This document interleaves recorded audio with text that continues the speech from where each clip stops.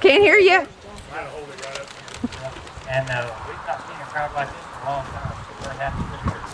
And glad that Mount Zion came. Pretty glad y'all to see us. Glad you brought your church with you. And we're going to have a good time here. So Kyle Rogers, he's a friend of mine, and he's been involved in our tractor club through the years. And so there's some tractor club people here, Mount Zion Church, and lots of friends of his, I'm sure. So we're going to have a good time tonight and hear a good message here. So let's get started. Your brother Pat will have a word of prayer. Heavenly Father, we thank you for this time that you've given us. We ask, Lord, that you guide us and direct us as we watch this. And we thank you and praise you for Kyle and his ministry. We ask, Lord, that you bless those that are with him. And we ask that you help us as we go from this place to spread the word about Jesus and what he means to us. We thank you and praise you. In Jesus' name, amen. Amen.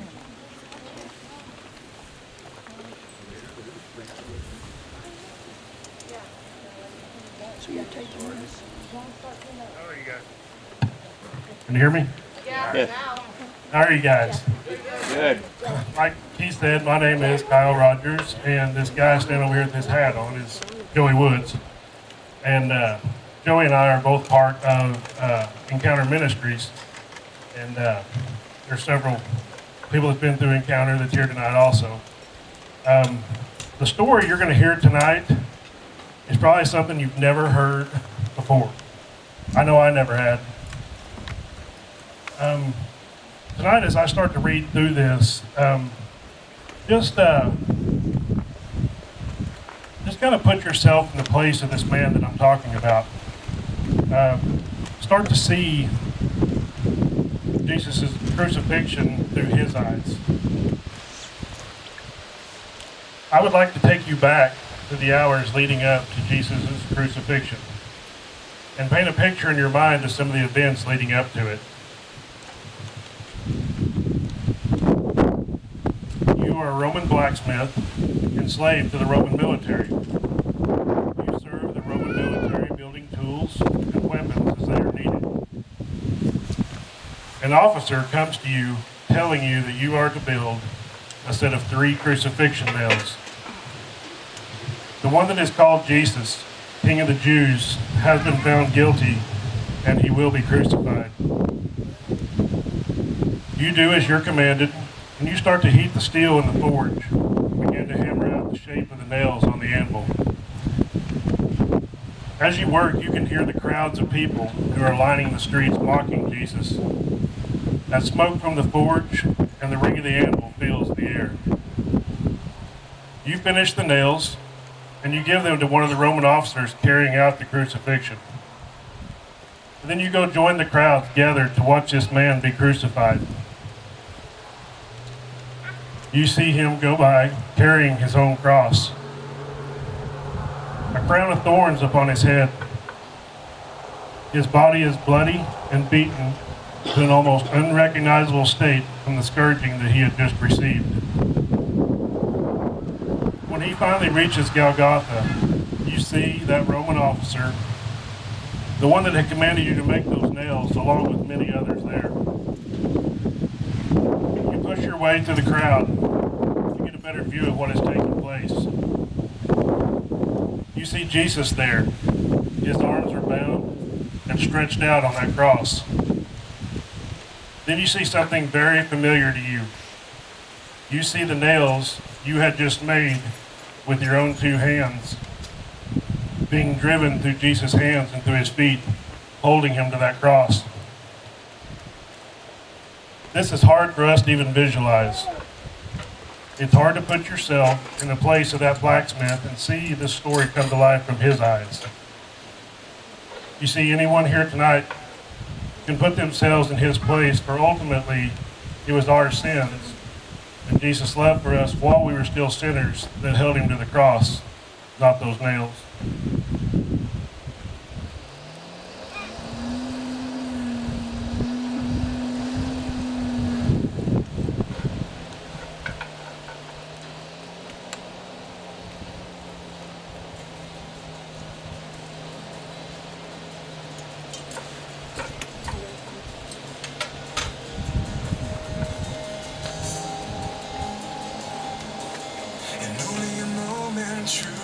unseen. Reveal this mystery. The crown that showed no dignity he wore, and the king was placed the wrong way to show disgrace, but only beauty flowed from this place. Would you take the place of this man? Would you take the nails from his hands? Would you take the place of this man? Would you take the nails from his hands?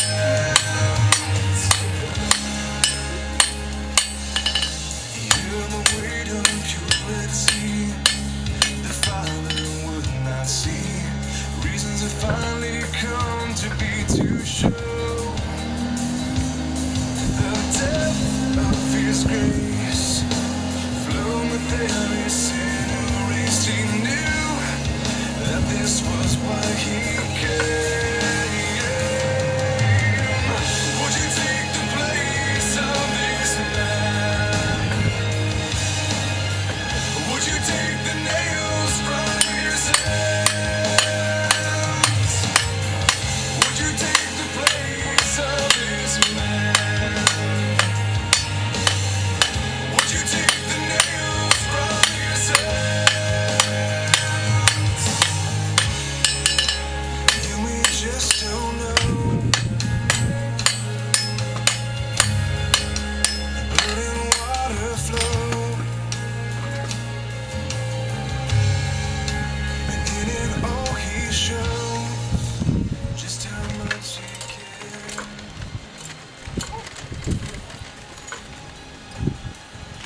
And the veil was torn, so we could have this open door, and all these things have finally been complete.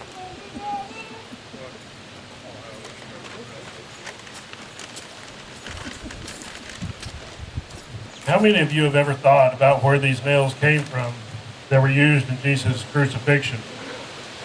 We all know that they didn't stop by Lowe's or Home Depot and pick some up on their way. Those nails were hand forged by a blacksmith. In the book of Isaiah, before we find some references to the blacksmith.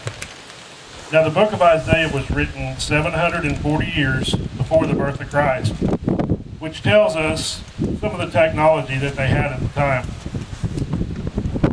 Isaiah 44:12 says, "The blacksmith takes a tool and he works it in the coals. He shapes an idol with hammers. He forges it with the might of his right arm." Isaiah 41:7, "The metalworker encourages the goldsmith, and the one who smooths with the hammer spurs on the one who strikes the anvil." Isaiah 54:16, "Behold, I have created a smith that bloweth the fire of coals, and produces a weapon for his work." Now, in these verses, they are talking about building idols. But what we learn from them is that they were using coal, hammers, and anvils. These nails that we're going to make here tonight are made in the exact same way. They're heated in a coal forge and hammered and shaped on the anvil, one by one. Blacksmithing is one of the oldest crafts that there is, and has been basically unchanged for almost 3,000 years. The Bible does not directly speak of the blacksmith that made those nails, but we do know a few things about him.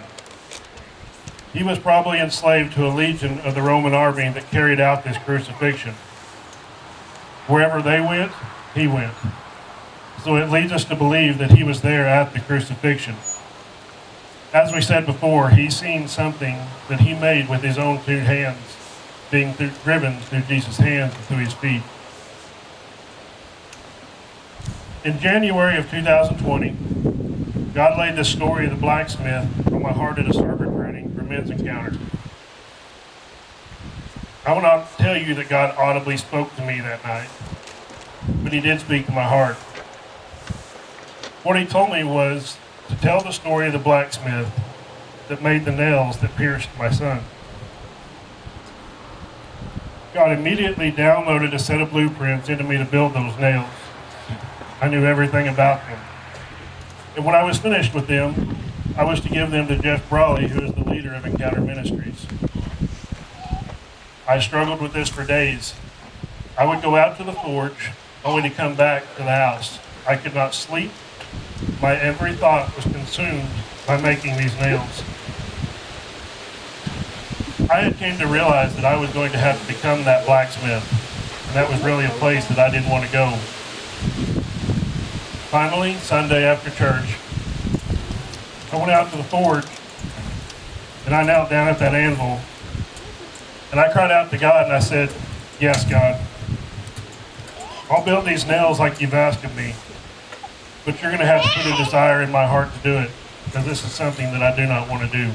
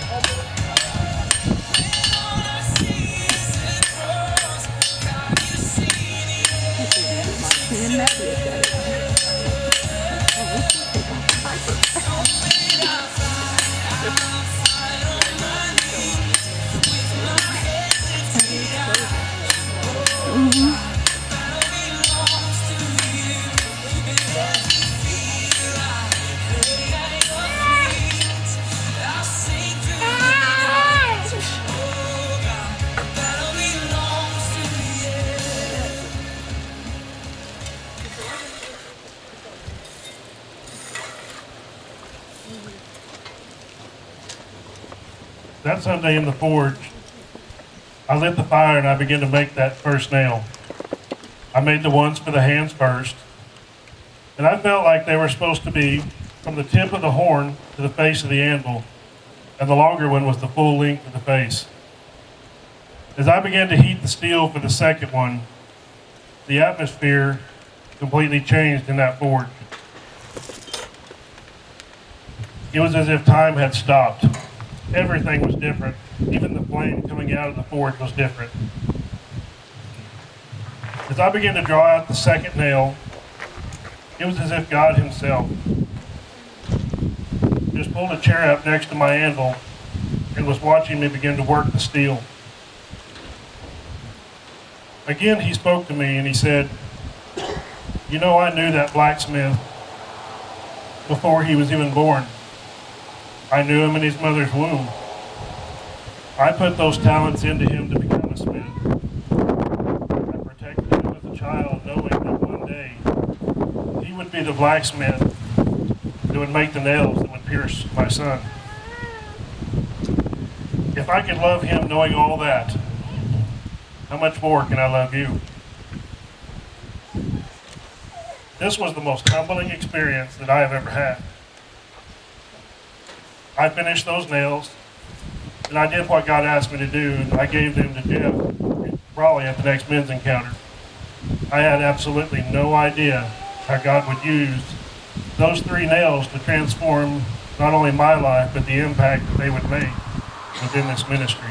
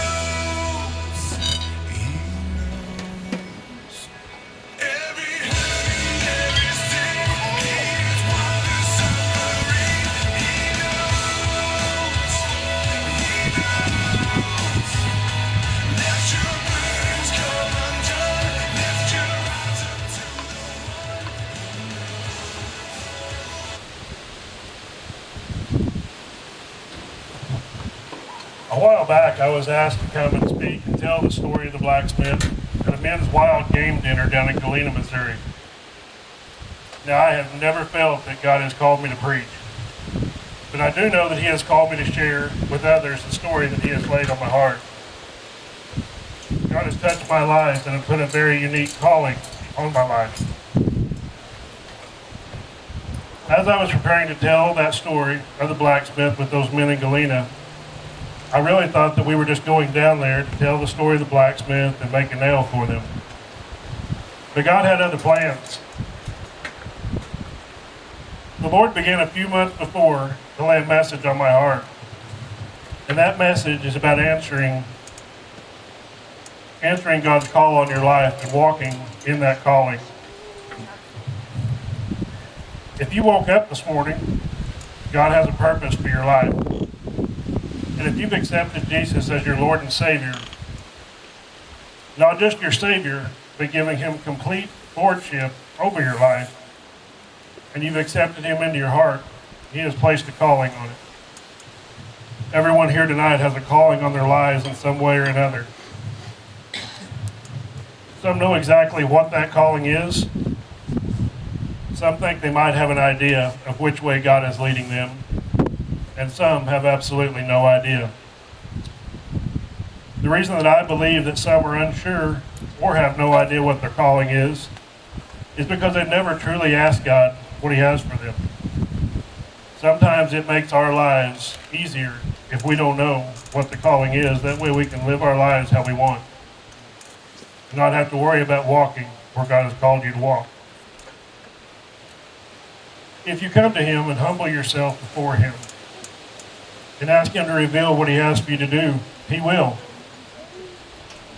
He has great plans for you, but you must know what they are to be able to walk in that calling.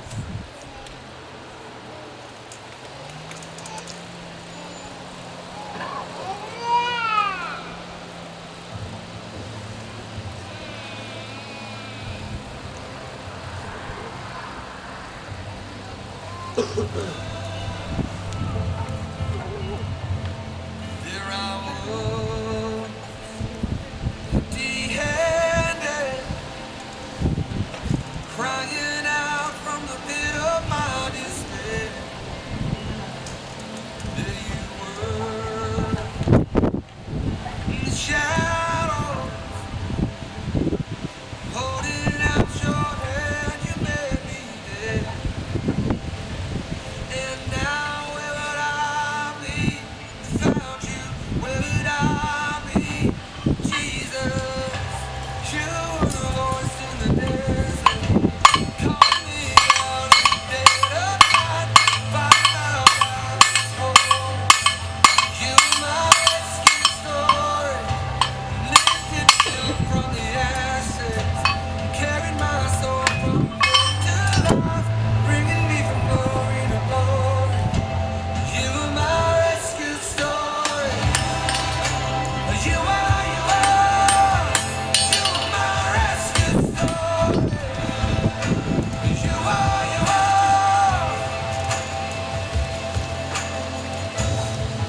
You were writing the pages before I had a name, before I needed grace. Oh, you sing songs of redemption. Every time I ran away, you were louder than my shame. And now where would I be without you? Where would I be? Jesus, you were the voice in the desert, calling me out in the dead of night, fighting my battles for. You were my rescue story, lifted me up from the ashes, carried my soul from death to life, bringing me from glory to glory. You were my rescue story, never gave up on me, never gave up on me. You were my testimony, oh, never gave up on me, never gave up on me. You were my testimony, oh, never give up on me, oh, you never give up on me. Oh, this is my testimony. Oh, you are the voice in the desert, calling me out in the dead of night, fighting my battles for. You are my rescue story, lifted me up from the ashes, carried my soul from death to life, bringing me from glory to glory. You are my rescue story. You are. Oh, you never give up on me, never give up on me. You are. Yeah, you are my rescue story.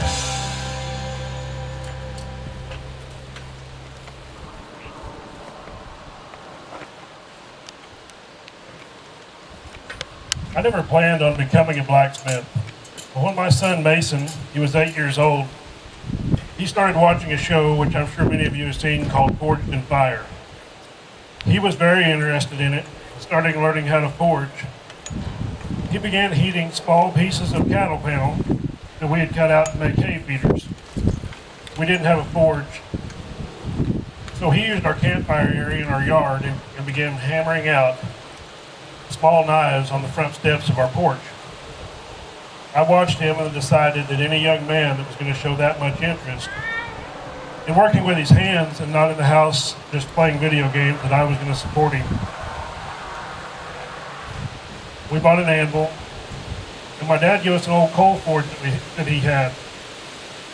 We had no idea what we were doing, but what I did know is I was doing was spending time with my son. We were able to spend some great time together in our little forge and make memories that we will both cherish until the end of our days. I didn't know it at the time, but God had set his plan into motion in my life. Taking something that I had no interest in and using a little boy to get my attention, to find out what the calling he had for me was. Although we may not see it, God is always working. He's adding pieces of the puzzle as we go along.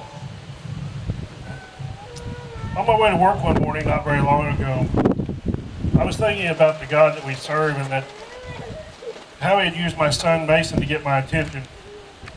You see, in my mind, that's where God started revealing his calling in my life. Sometimes we try to make our idea of God's plan for our lives fit into our timeline. As I was driving that morning, God spoke again that morning and he said, "Why do you try to limit me?" He immediately brought to mind a memory that I had.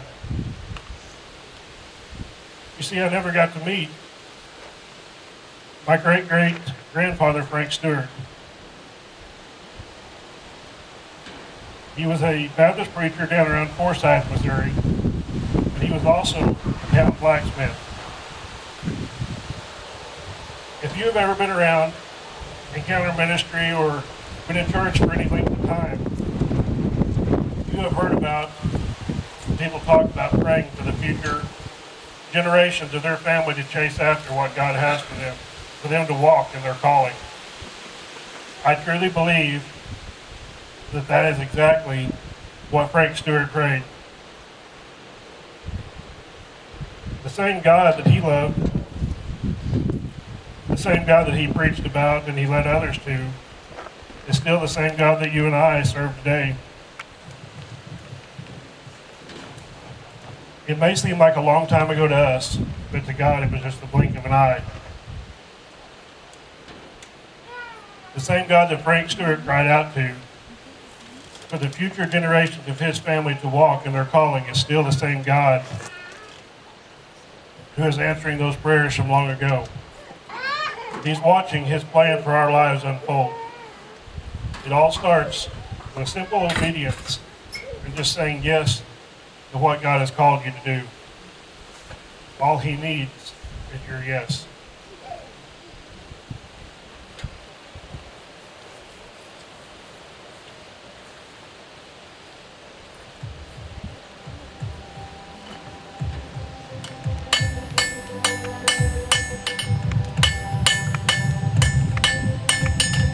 I can see what is raging at my feet.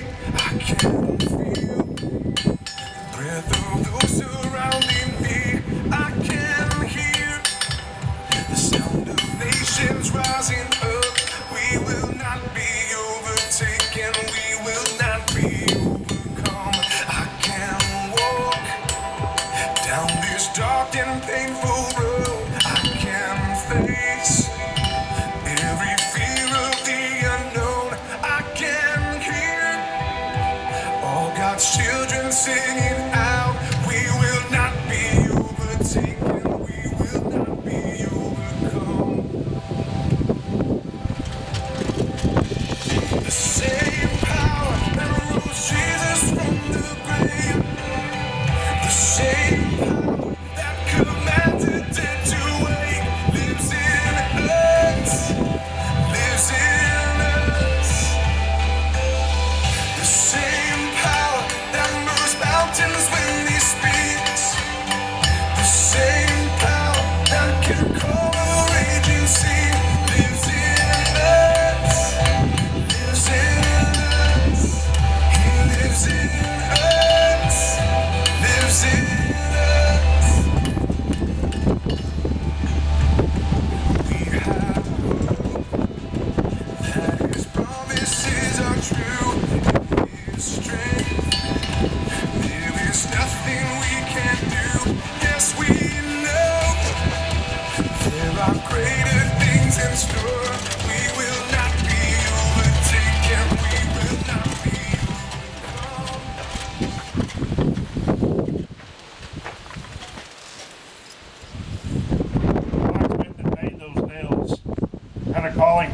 life, whether he knew it or not.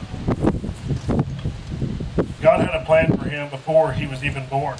So I want to ask you guys a question. Who is on the other side of your yes? If someone would have asked me this question a few years ago, I'm sure I would have said my family, or my friends, or even my work would have been on the other side of my yes. But once again, God had other plans.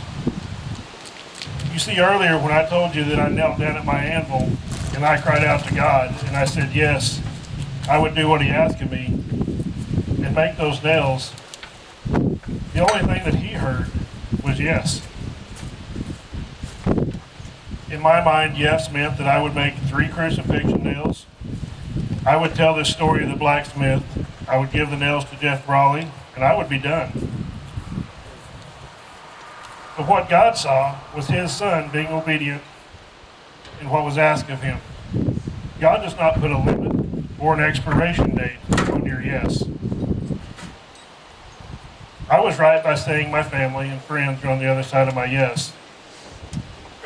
But God didn't stop there. In August of 2020, I served at Men's Encounter. And during this encounter, God began to reveal another part of his plan for this story.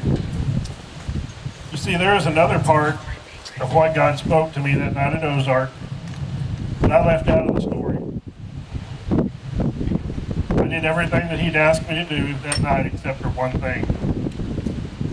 I didn't know how to even begin to do this, because I felt like I was only one man doing it, and it was up to me, and I was on my own. It was just too much to take on by myself. What I felt laid on my heart was to make a hand-forged nail for every single person that attended an encounter weekend, so they could take it home with them as a constant reminder of the price Jesus paid for them on that cross. This was a huge task, as these nails are made one by one like you've seen tonight.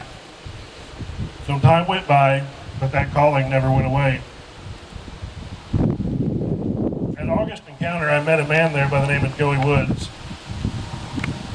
I had seen him a few times in post, but never really got to talk with him much. I felt like God told me to tell him the story of the blacksmith and what God laid on my heart. Now, I wish I could tell you that I did exactly what I was told, but I can't do that. I thought there is absolutely no way I'm going up to this guy to tell him this story. Every time I would see him that weekend, I would feel God calling me to tell him this story. Finally, I just decided to do it. I mean, I have made a fool out of myself so many times before. What with one more can hurt. So I went up to him and I told him what I felt God calling me to do with these nails. After I finished, he looked at me and he said, "You know I'm a blacksmith, right?" I know God set that meeting up, and once again, he just needed me to be obedient to what he'd asked of me so he could show me one more part of his plan. Plans began to form for these nails to be made, and God started placing people exactly where he needed them. And in January of 2021, there was 800 men that was on the other side of our yes that received a nail. A few months later at the March Encounter, there was nearly 900 men on the other side of our yes that received a nail. In April, there was over 900 ladies at the Ashes to Beauty weekend that received a nail. They were on the other side of our yes. In May of that year, there was over 800 more men on the other side of our yes. And in June, there were right at 1,000 ladies that received a nail. They were on the other side of our yes. Joey and I were talking the other day, and I believe we're right at 18,000 nails have been made. It's a long way from 3 crucifixion nails.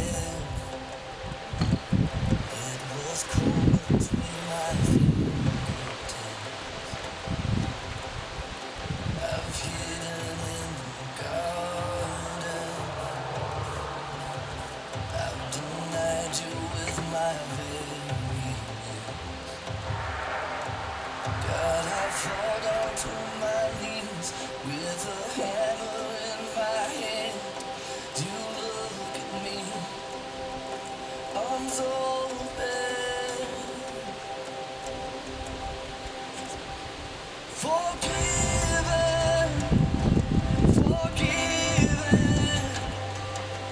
Child, there is freedom for moving. Say goodbye to every sin. Tonight, each and every one of you are on the other side of our yes. You see, you do not know who is on the other side of your yes, but I can promise you that right now, someone is out there counting on it. To some, it can mean life or death, or heaven or hell. With the world that we live in, the stakes have never been higher. For us to be the men and women that God has called us to be, our loved ones, our friends, and people we don't even know are counting on us more than ever. You see, we have to know what God's calling is on our lives and walk in that calling. It's time for us as Christian men and sons of God to rise up and take a stand against the evil that is in this country and the ones who are trying to destroy it. It's time for every one of us to man up and to walk in your true calling that God has for you. I want to challenge everyone here tonight to ask yourself something. Do you truly know what God has called you to do? Have you ever gotten on your knees before God and asked Him what that calling is? As I close tonight, we're going to watch a video that I know Joey and I have, and anyone that's been to Encounter has seen it many times before. But this time, if you've seen it before, I just want you to watch it through the eyes of the blacksmith that you met at the beginning of this story. See Jesus' crucifixion through the eyes of the blacksmith that you became, that made those nails that pierced God's Son.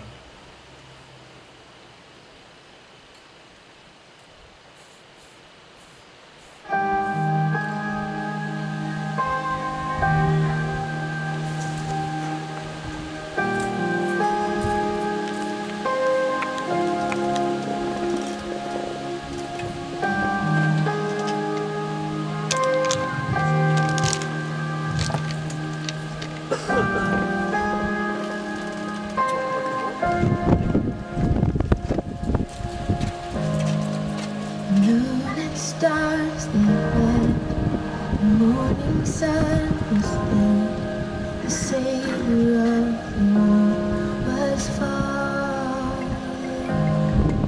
His body on the cross, his blood poured out for us, the weight of every curse upon him.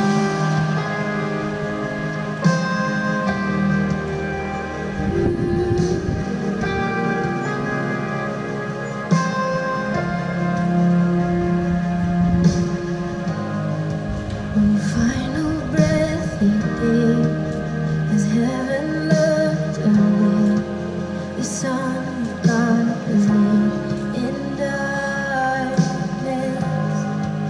A battle in the grave, the war on death was waged, the power of hell forever broken. The ground began to shake, the snow was rolled away. His perfect love could not be overcome. Now death, where is your sting? Our resurrected King has ruled and you defeated. For he is glorified.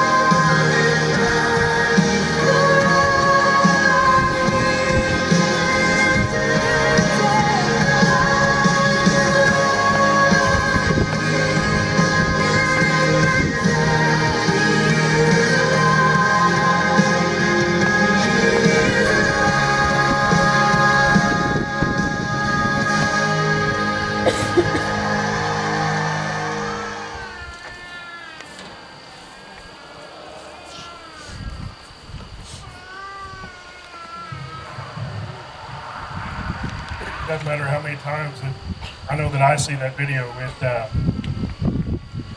I watch it for the first time every time. Tonight we're going to have an altar call, and if there is absolutely anything in your life that you need prayer for, come forward. Just because we're not within these church walls doesn't mean that God can't answer your prayers right out here behind the church either.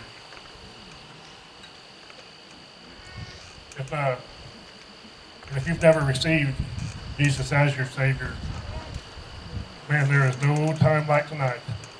So, let me see if I can get this thing to wake up here. Hang on.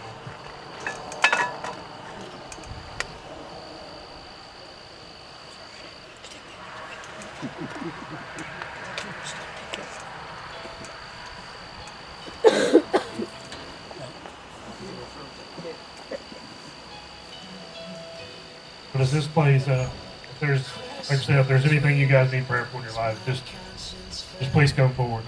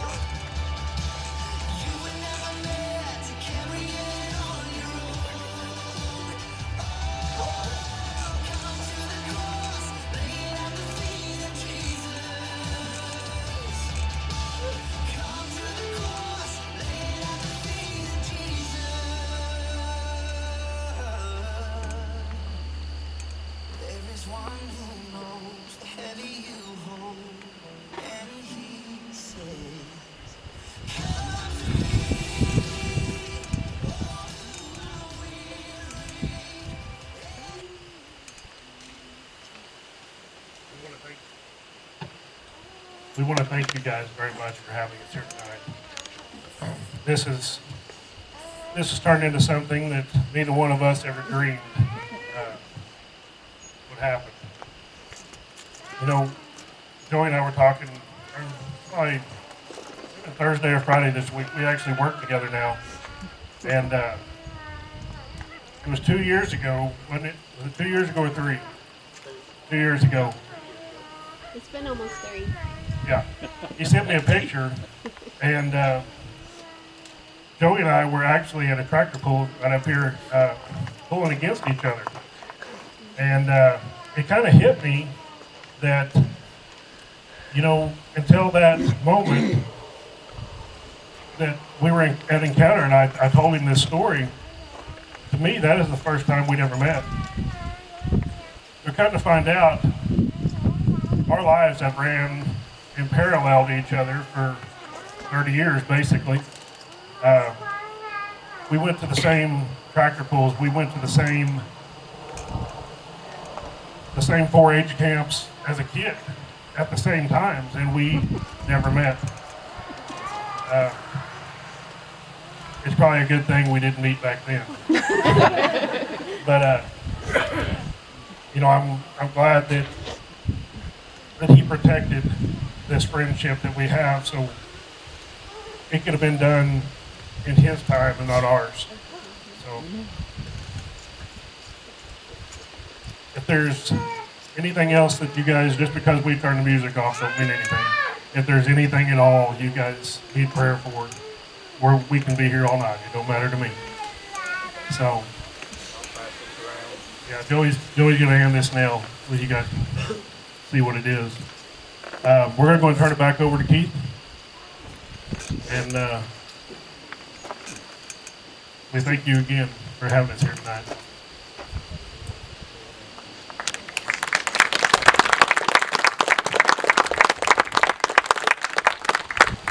It's incredible. The thing that caught me is how long it takes to make one nail. And the amount of work that they've got to put into the nails. God works in his own time. That's good.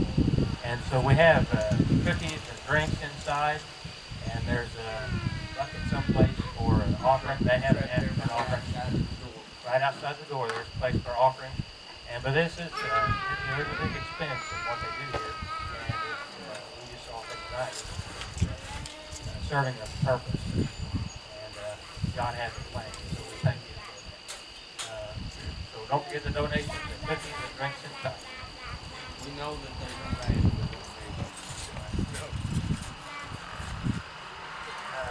Before we quit, let me pray for these men. Heavenly Father, we thank you for this time you've given us. We thank you for these men that spend their time serving you. And we thank you for their ministry. We ask the Lord that you would bless it in every way, Lord. Bless them, the men, bless their families. We pray, Lord, that the Spirit of God would travel with them wherever they go. We ask, Lord, that you guide us as a church as we pray for them in your ministry. So thank you and praise you in Jesus' name. Amen. Amen.